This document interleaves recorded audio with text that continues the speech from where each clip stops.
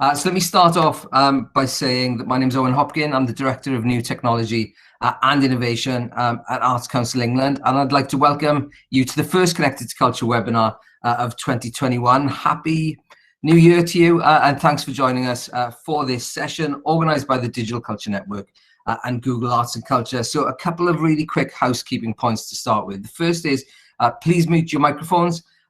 There should be a small microphone icon at the bottom of the screen. We encourage you to use the chat function to ask questions. My colleague Rose will be there to manage that, and I hope I'll get to a few towards the end of this session, as well as some of the questions that have already been submitted. And then the last thing to say is that the session is being recorded and will be uploaded to the Digital Culture Network YouTube channel very, very soon. Now, if you didn't know, the Digital Culture Network supports digital skills development in arts and culture, and it's made up of 9 tech champions, each with their own digital skills, or specialisms rather, based in one of 9 Arts Council England's 9 regional offices, and they support organisations through one-to-one support, through the creation of resources, and also kind of training too. So I'm sure we can put a link to the Digital Culture Network in the chat if we haven't already.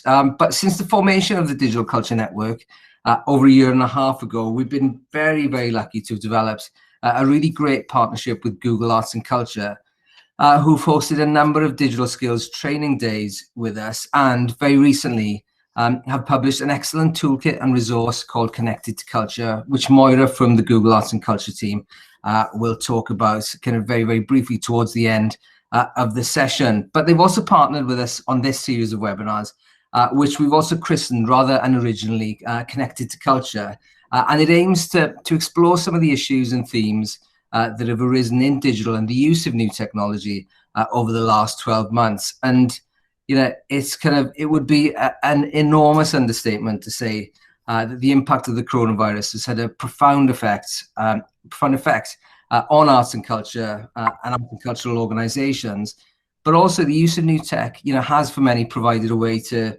kind of rethink or think about their creative content as well as their business models. Having said all of that, this session is very, very different. And in all of the previous sessions that we hosted last year, we explicitly pointed out that the use of new technology or digital isn't a cure-all for arts and culture, you know, when it can't be experienced in person. And for me, you know, one of the most profound kind of moments that we had during those webinars was Liz Williams, CEO of Future.now, during our skills session, excuse me, highlighting some really stark data that talked about how big a proportion of the UK population aren't connected or can't, for many reasons, you know, access much of the content or services that the majority of us take for granted. You know, so that digital divide is what this session is about. You know, it's an opportunity to find out more about it, to understand what these digital inequalities and the factors that cause them are. But finally, you know, it's also about understanding kind of the role of arts and culture in amongst that. And to help us cover that ground, you know, we've assembled an excellent panel.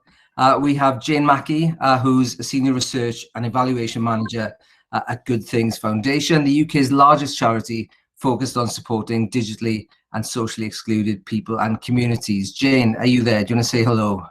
Yeah, hi everyone, pleased to be here. Great, thank you, Jane. Next, we've got Jenny Williams, BEM.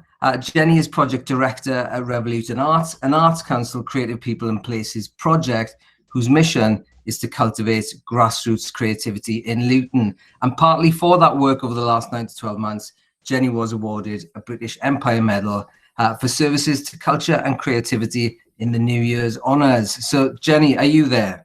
I'm here. Good morning. Hello. Good morning, Jenny. And finally, we've got Zach Mensah, co-CEO of Birmingham Museums Trust, the governing body for 9 venues which celebrate the city's contribution to culture and the arts, science and technology. So finally, Zach, are you with us? Good morning, everyone. Great, thank you, panelists. So, you know, let's get into questions right away. And Jane, I want to come to you first, you know, and let's set the scene, you know, because, you know, when we talk about the digital divide, you know, exactly what are we talking about, you know, and how prevalent is it? You know, what are the rough numbers, if there are any? Yeah, so when we think of the digital divide, we tend to think of sort of three key areas. So the first of those is digital access. So someone might be digitally excluded because either they don't have access to an internet connection or they don't have access to a device, for example. And there's 7 million people in the UK that are excluded on that basis. But it's more than that. There's also a digital divide in terms of skills as well. So the Lloyds Bank have done some research using the government's Essential Digital Skills Framework, which shows that 9 million people in the UK don't have foundational digital skills. So that's things like being able to turn on a device. And 11.7 million people don't have what's called the Essential Digital Skills for Life. So that could be things like posting a photo online or using a messaging service. So there's also a divide there. And then beyond that, the third area is motivation and confidence. So some might have access and some skills to take part in the internet, but they might just they might not know why they should. So one of the main reasons that people give for not using the internet is that they're not interested, they don't see the reason for it, or it's not for them. So motivation and confidence is also a really, really big factor in the divide. But what I would say is that it's really important to understand that the digital divide is not binary and it's not static. So we tend to think of it as being on a spectrum. And we know that 17 million people in the UK are what we call limited users. So they can access it, they have the skills potentially to use some of the internet, and they might have some level of motivation and confidence to do so, but they're using quite a small range of apps or websites. They're not making the full potential of it. So that's sort of, yeah, we like to think of it as a spectrum, and it's also important to understand it's not a static situation between being digitally included or excluded. You can move between the two over the course of your life, and digital exclusion is quite strongly linked to sort of economic, social factors as well, which just kind of explains that. So someone, depending on the economic situation at different points in their lives, may be digitally excluded or excluded. So that's sort of a brief overview, but what I would refer people to is our Good Things Foundation's Digital Nation infographic, which shows a little bit more of the in-depth stats and things on that. And I think that's been shared in the chat panel. Thanks, Rose. Thanks, Jane. And Jane, you know, the Good Things Foundation are actually in the middle of writing a report for the Arts Council on the digital divide. You know, what are some of the themes or key takeaways that are beginning to emerge from it? Yeah, so we've been working on a piece of research which is looking at how the arts and cultural sector can make the most of digital without sort of increasing barriers to access, and also looking at how the sector can help to promote digital inclusion more widely. And I think there are sort of a few key factors or takeaways that are sort of relevant for this discussion. So the first of all is just how important the arts and cultural sector can be in promoting digital inclusion. We know from our work that people need to understand why they need to use the internet, or what makes it relevant for them, and arts and culture is like a really important hook to be able to do that. So the sector has a really, really important role in introducing people to digital, but you need to make sure that that experience is a good one and it doesn't put people off from using it in the future. So what we recommend is that the arts and cultural sector makes a commitment to online delivery being digitally inclusive by default. And what we mean by that is designing it in a way that takes account of people's barriers to accessing the internet or engaging online.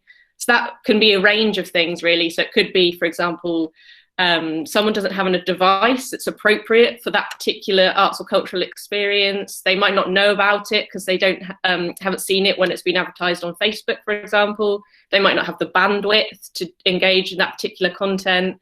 They might not have a home environment that's conducive to sort of engaging in a sort of meaningful way. So sort of a range of barriers, really. And what's really important to understand is that you need to speak to digitally excluded people to find out what those barriers are. So we propose sort of a local approach, speaking directly to digitally excluded people to understand that, and then sort of thinking of ways to overcome those barriers.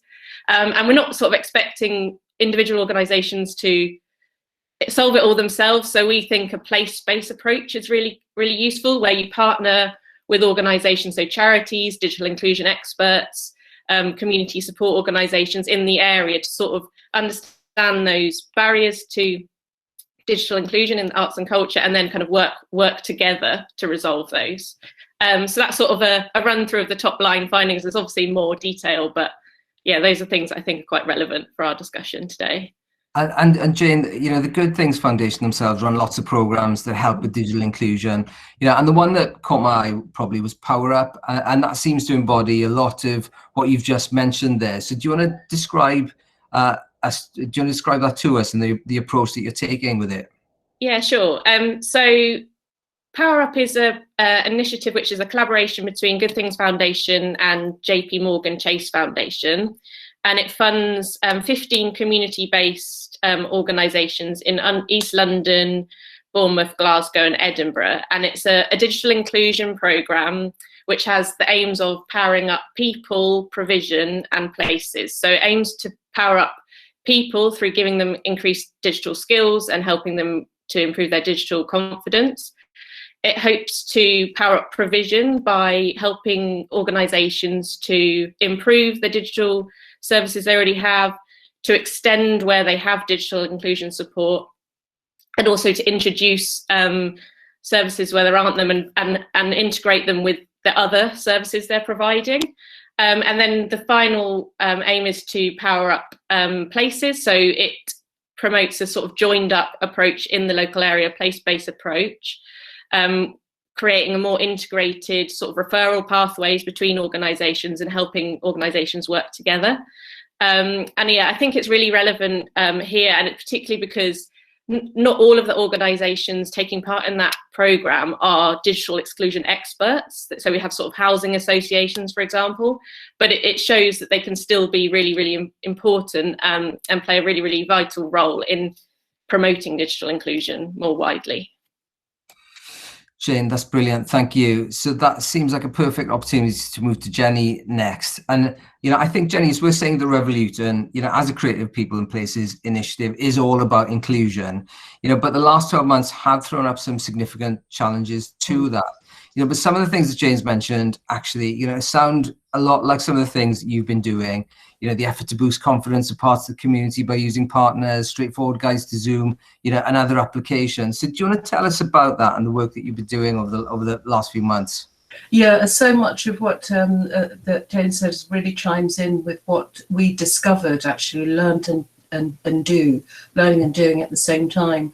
And I think what was really interesting about last year when we went into lockdown is that the team at Revoluton really made a commitment to say, actually, we want to go out and be present in our communities. We don't know how, but we wanted to be present with our communities. We didn't want to present work, we wanted to engage with people, which I think was the sort of mindset we took to the work. So when we set up decided to do this, we set up a Zoom platform, but all of us didn't understand how to do it. We didn't have the capabilities within our team. So we invited others to come and help us, including digital artists who are really incredible to do that, but community and voluntary organisations who were also saying, we don't also know how to use it. So what we did was we purchased the platform and said, look, anybody in our community in Luton can use this platform, can actually engage with others through the work that you're already doing. And as well as that, we're going to offer weekly training, because we were being trained on a weekly basis and our knowledge was growing on a weekly basis. So we invited other people to do that, and we held weekly training sessions, not only for people that wanted to run their own events, but also for young people, because this was their domain. So we said to them, if you can come with us on this journey, we'll pay you to learn how to use this and then keep teaching others. And so we were able to give them jobs as hosts. And I think, you know, it was sort of a knock on by being able to say, we don't know how to do this. So even when we were putting on events online, we would say to folks, you know, to the artists, come and rehearse, because artists also weren't sure at the time. I mean, it seems like a different world now, but at the time they weren't sure about how to present their work either. So as we were learning, we were also saying, well, look, let's learn how your sound quality is for various makers, your lighting, the positioning of yourself as a performer, and all of these things that we were learning, that we just kept thinking, wow, you know, we're learning so much, we're learning so quickly, we'll pass it on. And so now we have a suite of materials online for community voluntary organisations, for artists, makers, etc. Anything from how to deliver a meeting online to do's and don'ts, etiquette for Zoom, how to keep your audience engaged, and so on and so forth. But I think the key is that we just wanted to keep learning and sharing that learning. And Jenny, you know, that seems like quite a key point, really, and it speaks to Jane's point about the people that they use sometimes not being kind of experts in digital exclusion. So, I'm interested in hearing a bit more about that learning journey that you've been on. But counterintuitively, you know, I almost want to say that the fact that you guys have been on that learning journey, you know, also kind of resonates with others who want to take that journey and the people that you're serving too. So, you know, that feels quite a powerful message to be sending out to people who you're working with in this sphere to overcome these issues. Agreed. And I think that as I've never ever said I don't know as much as I did in March and April of last year. It took us a month to get the programme up and running, and by the end of the 12 weeks we'd somehow managed to deliver 31,000 minutes, and I had no idea how that happened, but all I said was, I don't know how to do that, do you? And again, chiming in and being able to draw on the resources of people within our community to say, we don't know how to do this, can we go on a journey, what do we need to get there?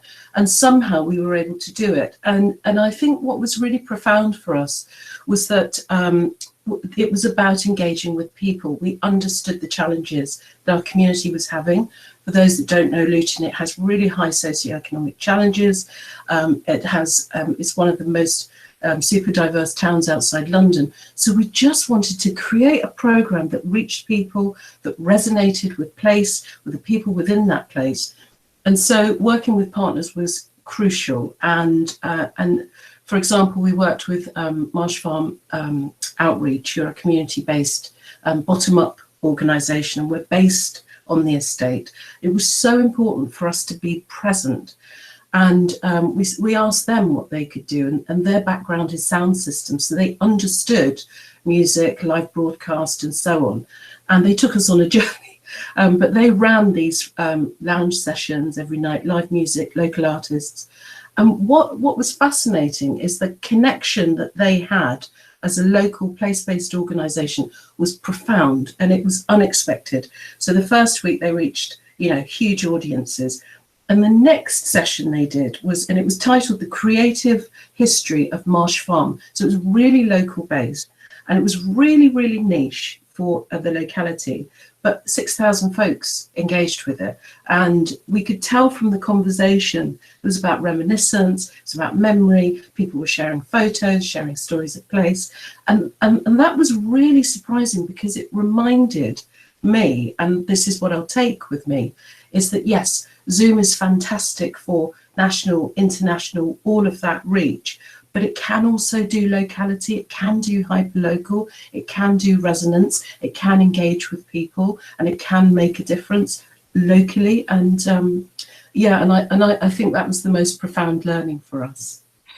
Jenny, that's a great point. Thank you. So finally, then, you know, the other interesting case that you had, you know, was using digital technology to boost inclusivity, and that you spent a lot of time thinking about and creating safe spaces online that have actually been able to attract members of the community that might not have been able to kind of take part during in-person activities. So do you want to tell us about, you know, how you did that and how you created those safe spaces online?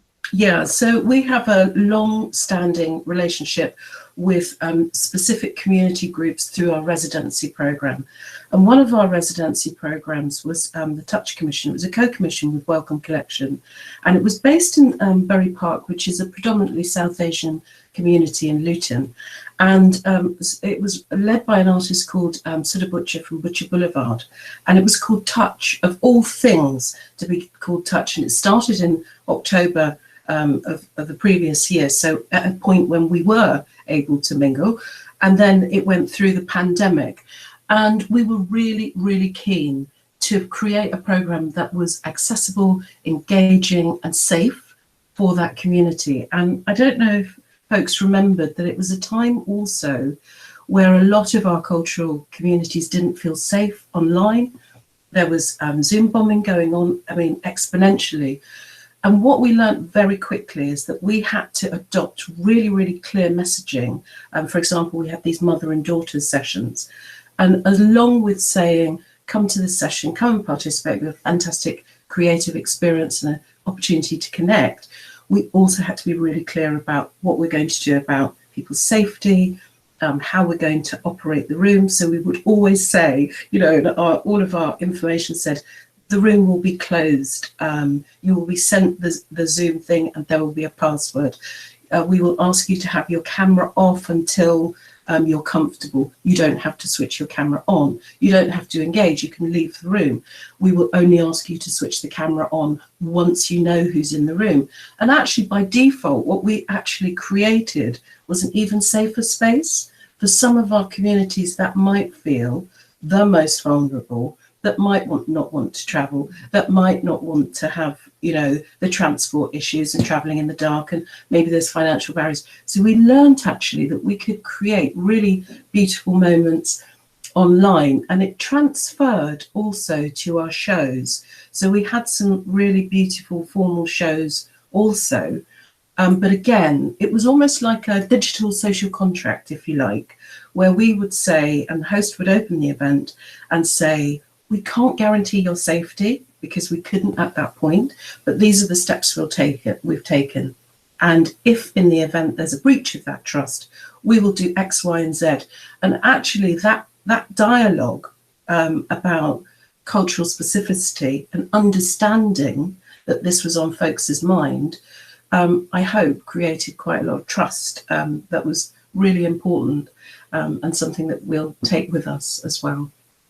Jenny, thank you very much. So Zach, some questions for you next. And the first one really is about your observations of the digital divide. You know, you work in Birmingham now, it's a very urbanized part of the country. You worked in Bristol, which outside the city centre is a lot more rural.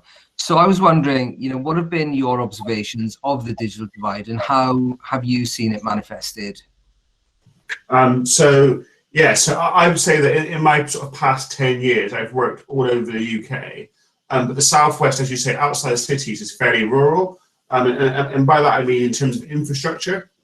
So if you ever look at the sort of digital divide and the southwest, a lot of it is done because of the fact that it's not particularly profitable outside cities to have that infrastructure. So they tend to have slow connectivity, which of course then has additional barriers. And then even within cities, although cities technically often have the highest internet speeds, that's usually centered around the center and business often rather than individuals. So you'll find that lots of people who live in close together, maybe high rises or just high density housing, that often they have less provision. So immediately there are infrastructural barriers which are no different to sort of typical barriers that have been part of poverty for the last 100 years or so. So it's been problematic. So there's always an assumption that if you work for an organisation who often based in the city, you assume that everyone's got what you've got.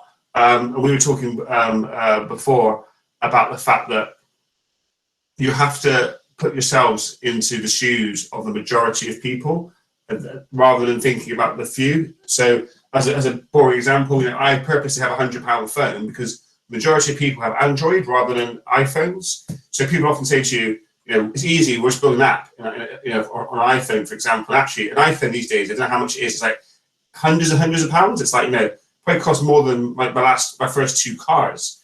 Do you know what I mean? So it's a preserve of the few to have that kind of technology. And so without those technologies, it becomes difficult, let alone the fact that for lots of people, we have to give them good reasons to use technology or they won't do it. There was a question in the chat about how do you get people to use it who aren't using it. And for that, I would say it's all about motivation. So it's not actually just, you know, there's a general misconception that people born after 1980 must be great with technology. But actually, their digital literacy skills are often quite poor. And so it's about trying to find things that motivate people to use that. You'll see there's lots of stuff the government have been doing in the last 5 years or so to channel shift and get people to use digital services because obviously it's cheaper. And there's been some difficulties around that. But there's some great, I'll put a link in the chat, but there's some great work the government have been doing around how you support people's accessibility and assisted digital. So assisted digital is a kind of generic phrase that you talk about for people who aren't, who don't use technology by default. Thanks, Zach. And you've also spoken about the physical resources at your disposal with museums, which in turn has given you a few ideas about how maybe arts and cultural organisations can help with the digital divide. So, do you want to tell us a little about that? Yeah. So, one of the things that many of us have in our organisations, if your organisation, is an organisation that's based in a physical space, is that we've got the infrastructure. So one of the things that we can all be doing to help support others is to think about our spaces as one of the ways that people can choose to engage with technology. Libraries have done this very successfully for quite a number of years around having free internet and support to get people to use that. Because on one hand, you might be thinking, well, everyone's going to, the goal must be to get everyone to have the internet at home. That may happen, but it's very unlikely. So we can be part of the solution to contribute to society. They offer Wi-Fi for free, making it easy to use. So, for example, I run 8 museums and a collection centre. All those spaces have Wi-Fi. So what typically can happen is it gets to 5 o'clock and you shut the Wi-Fi off, because I've spoken to many organisations across the UK who, when it gets to end of close, they have an audience who want to use the internet and they switch it off because they think about loitering. So it's kind of this weird thing where you actually get community to come to you and then you switch it off, which seems counterintuitive to me. So it's kind of like, how can you flip that on its head? And actually, if people come to you to visit you to use your internet, even though it isn't your core original purpose, how can you do that with intent? How can you say, actually, maybe it's actually okay that someone has come today to use the internet for their own purposes rather than just for learning about collections in particular? Loads of museums have really ridiculous restrictions about what you can visit. I mean, obviously you've got to be careful of safeguarding, and you don't want to have some control. But we should be using our physical spaces better to provide that. We've also got printers and other digital tools that people can use. One of the projects Birmingham did before I started in November was to take digital kit out to care homes to actually do some digital art sessions, which is great for well-being, and is then, again, us adapting in the last 12 months to actually go out into communities, because ultimately we have to go out more. You can't always just get people to come to you. Great, Zach, thanks. And you've mentioned your role at the Birmingham Museum Trust, which spans a range of different organisations. I wondered, does that perspective give you an idea on how organisations can work together on this? I think when we spoke earlier, you mentioned potentially working with libraries. Collaboratively, how can arts organisations get together to help? Yeah, absolutely. I think it's gone are the days where we used to all work in silos. It's about collaboration. So if people can find out about, many of us, for example, our programs are only ever online. So many of you guys will find, for example, you'll probably promote your activity on Facebook. But as an example, I don't have a Facebook account, despite the fact that I'm the most digital person in the world. I just don't see the point, right, in Facebook for me personally. So if any events on Facebook, it literally doesn't exist in my world. And so when you think about that, how can you then say, actually, if that's the case, how can I work with other organisations to have a rolling program of things that happen? So I talked about libraries, because libraries are statutory services. So they exist purely, they're funded from local governments, they have to exist, and they're really good at being supportive. So we should be working more with those sorts of organisations and others, the foundations, etc., to see how we can support everyone with digital literacy, because ultimately it's good if people can use technology, but you've got to do it in a context they feel comfortable with. And that's something that is only going to be done in collaboration rather than it trying to be competing. So it could be sharing resources. We talked before around, if I've got a whole bunch of video kit, I could lend it to another organisation who can't afford it, because Birmingham's bigger than many organisations in the city. So to work with people, if I'm not using it, someone else should use it. So kind of that whole sharing of resource, sharing of ideas, and sharing of skills. My workforce, 150 staff, we can help other organisations to upskill as well, doing it in collaboration. Got it, Zach. Thank you. So I wonder if I can now take the opportunity to ask everyone a question, and it's this really. You know, it's been a transformational 12 months where many of the issues that we've spoken about have really come into sharp focus. So, given everything that we know now, you know, how might that affect our planning or approach for the next 12 months? And I do wonder actually whether this speaks to Catherine Booth's question in the chat about, you know, kind of methods of finding to identify and communicate with that community. So, Jenny, any thoughts? Yes, could you just repeat that question? Yeah. So the question was, given everything we know now, how might that affect our planning or approach to the next 12 months? So how do we identify those that aren't connected, and how do we reach out to them? Yeah, and I think there's a couple of things. The long and short of it is I don't know, and I love that phrase these days. It's really liberating. But I do know that my roadmap is going to be very different in planning the next 12 months. I know that I want a hybrid, a kind of online and offline engagement program. I do think that that we will need to test lots and lots of different ways of working. And I think that the real focus of our work will be on the new partnerships that we've built up, specifically through mutual aid organisations, through the charity sector. There was a question here from Rebecca about how we ensure people understand and that they can access Zoom and other channels, for example. And those charities were talking directly to folks on doorstep, delivering food, delivering parcels, and also sending out newsletters. And I think for my good self and the team at Revoluton, that is going to be further embedded in our way forward. Thanks, Jenny. Zach, any thoughts?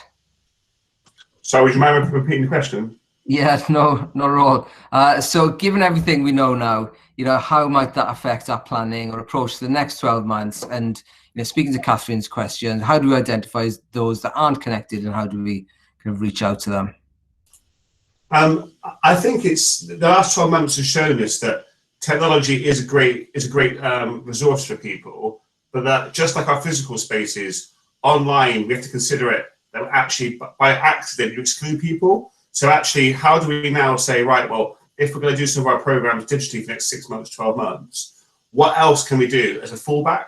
To always have another way of doing things. It might not be the full experience, but having some way of doing it. So it could be, for example, that you know, things like guided tours, for example, for accessibility tours that we used to do in physical spaces. It's taking that same kind of consideration. So you might say, actually, we're going to purposely do a limited number of different approach to our activity in physical spaces later on in the year, for example, and not forgetting those people, because I think it's very easy to kind of always go for the popular 80% of people bit. There's actually that 20% that get left behind, but that 20% will probably get the most benefit from it, because then it takes more effort.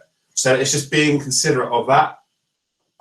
So always think about accessibility and digital exclusion as part of the design of what you're doing. If you try and bolt it on at the end, it costs you more money, it never goes well. So just think about it for a little bit at the beginning of your planning, and that should help you in the next 12 months. Thanks, Zach. And Jane, I think that speaks to some of the things that are coming through in the report that you're putting together for us, in that, you know, it needs to be considered up front rather than something that you try and work out once you've got the idea and you're trying to get it up and running, right? Yeah, absolutely. I really agree with what Zach just said in terms of thinking about it right from the beginning rather it being a bolt-on. So I think you need a real commitment to digital inclusion from the word go. I also think that there needs to be sort of an understanding that there's no real quick fix. Like, you have to put a lot of investment over time as well, especially because you've got these confidence and motivation barriers. People are going to need support on an ongoing basis. There's not sort of things you can put in place and immediately you'll sort of overcome the barriers. It needs like a real investment over time too. Thanks, Jane. So another question that we've received is from Victoria Mulford from Chatham Historic Dockyard Trust. And her question is, what are your suggestions for engaging less confident older volunteers in digital projects / archive and library services? So maybe there are actually two questions here. The first is about how you engage kind of less confident kind of people in the slightly older range. And then secondly, a question about how we train staff. So I wonder, Jenny, if I could come to you first about kind of that underconfident part of the community before coming to Zach about kind of training staff members. So Jenny, what do you think? Yeah, well, anecdotally, and I think a lot of the learning we have is anecdotal at the moment. But anecdotally, we had a piece of work where there was a co-created film, Ramadan in Lockdown, and it was created by young people on their mobile phones, and then aired at a live performance. And actually that was a lot of parents and grandparents and community members coming along, because it was a really important thing to see what was going on. And I think that the intergenerational process, which is a project we're now going to test going forward, is probably going to be one of the ways that we combat that. And certainly the model we had of using our young people as our Zoom hosts and being able to pass on training to people that needed it is probably where we will go with that. Thanks, Jenny. And then Zach, so what about that question about training, maybe underconfident staff? How do you approach that? I think it's about taking time. So there are some people who pick it up quickly and others who take a little bit longer. I guess I like it to learn to ride a bicycle or juggling. Some people can pick up those things like, in a day. Other people, it takes quite a long time. And I know from this experience in a lockdown, I teach one of my daughters how to ride a bicycle. And so what we've got to just do is accept that and say, do you know what, whenever we introduce tools, for example, Birmingham, I introduced 2 digital tools. I was expecting 50% of people to get it straight away and then spend the next 12 months supporting those people. The key thing was not to make people feel too pressured. So I didn't say on day one, the only way you can find out about this information from now on is on this tool, because that's only causing stress. So actually we have a sort of hybrid approach over a period of time. And I would say a key thing is also give people motivation. Whenever you tell someone to use something, that's hard to convince them. If you can try and show them some benefits in their personal life, that also goes quite a long way. So for years, one of my sort of Trojan horses has been telling people every Christmas, for example, what technology to buy for their friends and family. So they'll use it at home. If they use it at home, they can get confident. They can come to work with more confidence as well. So, telling people what phone to buy. Say, I've got a £100 phone. I tell people this phone does exactly the same as an iPhone pretty much. Here's how you can use it. And I'll spend, even now in my new role, time showing people one-on-one if I have to. Lots of people don't want to show other people they can't do it. So giving people options, in group sessions, one-to-ones, and their peers is doing that. And I think, as Jay mentioned, it's a marathon, not a sprint. It's doing it over and over and over time, because it's really important for people. And so learning how to teach people how to use technology is a skill that our organizations will need. Thanks, Zach. And I'm going to come back to you for this question as well. And it's come from Nicola Thompson, and it's around the use of different platforms and the number of different tools and applications that are just out there at the moment. And right now we're on Google Meet, we could be on Teams, we could be on Zoom, and that's just video conferencing. So how important is it to keep it simple for those that are underconfident? It's really important. I would say that there's always lots of tools. It's a bit like physical tools, isn't there? There are lots of ways that you can tackle the same problem. What we do in our organization, though, is purposely have 3 or 4 tools that we formally support. So when you work at Birmingham, for example, like for better or for worse, we use Teams. So instead of saying to everyone, we might use Teams today, we might switch over to Zoom tomorrow and switch over to Google Meet, we just decided to use that one for our own meetings. And the same thing can apply to use of Google Docs or Microsoft, etc. I would just suggest people pick a few tools and use those well, and then let other people scale up if they want to. But yeah, don't introduce 20 things that do almost the same thing. It can be a bit annoying, but just commit to one. For example, I personally think Teams is not that great, but because the majority of people use it, we've now gone with Teams, and I've just got to keep my mouth shut and get used to it. Thanks, Zach. So I'm going to try and get one more in, maybe another. Let's see. But first of all, the next question I'd like to ask is from Sarah Mole, who's an artist, and she wanted to know about the availability of Wi-Fi hotspots. Which, sincere apologies, Sarah, I'm going to take as an opportunity to ask Jane about how seriously the issue of the digital divide, is being taken on a governmental level. What's the thinking, and what, if anything, is being done? Yeah, so I think it is being taken seriously. I think Zach mentioned earlier there's some assisted digital programs which are being put in place. So that's with the move of a lot of government services online. There's some services that are being set up to help people that find it more difficult. So at Good Things Foundation, we support some assisted digital programs for HMRC, the Courts and Tribunal Service, and we're also supporting one relating to the census. That's helping people to access those services that have digital barriers. But what I'd always say is it can always go further, and that's sort of especially true now since the pandemic. So there's been a proliferation of things that have gone online over the last 12 months, and you're really at a disadvantage in accessing those if you are digitally excluded. So I think it's really, really important post-pandemic that the government supports local community infrastructures, because I think that's sort of the first turning point for people to go to get help to access those services. So I think it's really, really important that they sort of support those support organisations within people's local areas. But it is being taken seriously, but I would always say that it can go further. Thanks, Jane. We are running out of time. I'm going to squeeze one more question in, and it's from Festival Bridge. And Jenny, I think I'm going to come to you with this one. And the question is, any tips for successful local targeting of communities for online events, etc.? You mentioned that event that you put on. Any light bulb moments from that? Anything that you can share with everyone kind of watching? Yeah, so actually having an event that was very, very much place-based produced fantastic results. Actually being able to, somebody said about geo-targeting on Facebook, which worked really well. And again, it's we did use our newsletters and our channels, but we were really aware that we actually wanted and needed to use our community partners. So, I mean, we just asked so many people to send out the information for us as well, and partnerships all the way.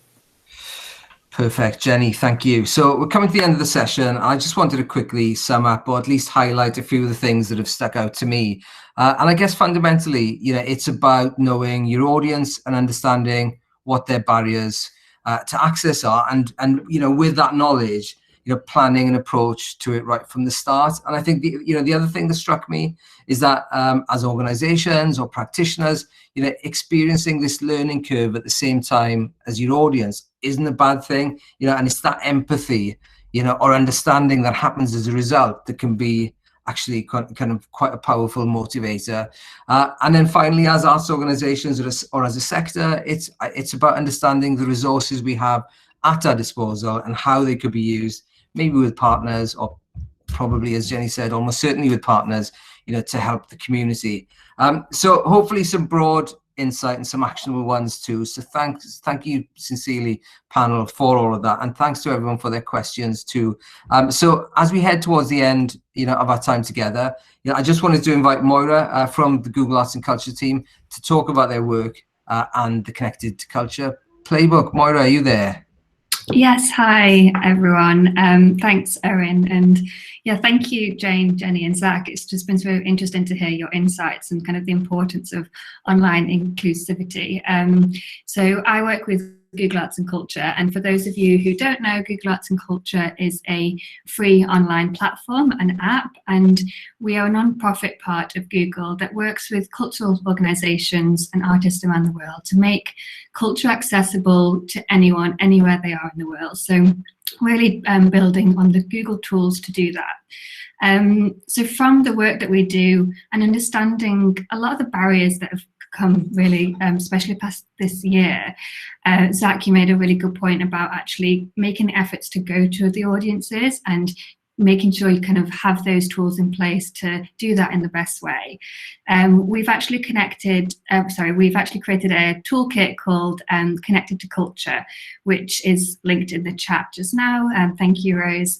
And the toolkit is really a breakdown of a range of things you can find for helping you reach your audiences, having different tools for accessibility, reimagining your live events, but also some inspiration from around the world from cultural organisations to help with that thinking. So do have a look at it, and if you have any questions at all, please feel free to reach out directly. You can find out a lot more in that toolkit, hopefully that will help with some of the things that we've discussed today. Thank you very much, Moira. And on that, we are out of time. So let me say an enormous thank you to our panel. So Jane, Jenny, Zach, it's been a fantastic discussion, plenty of fascinating and important insights. I hope, sincerely hope everyone has enjoyed the conversation as much as I have. And also a big thank you to everyone who's joined us too. Thank you for your time and your questions.